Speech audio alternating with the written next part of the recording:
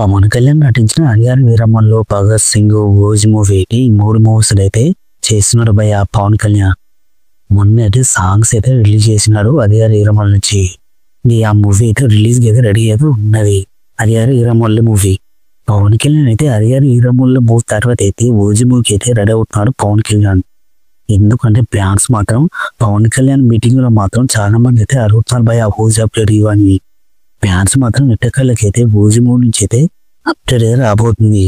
ఈ అప్డేట్ ఏంటంటే వచ్చే ఉగాదికి అయితే టీజర్ అయితే రిలీజ్ అయిపోతుంది. ఫ్యాన్స్ మాత్రం పండుగ అయితే చేసుకోవాలి భయ్య. అప్పుడప్పుడు రిలీజ్ అయిన 'ఓజీ' ఫస్ట్ రిలీజ్ అయితే చాలా రోజులు అయితే అవుతుంది భయ్య. ఇక 'ఓజీ' మూవీ నుంచి అయితే ఫ్యాన్స్ మాత్రం అప్డేట్ అయితే అడుగుతున్నారు.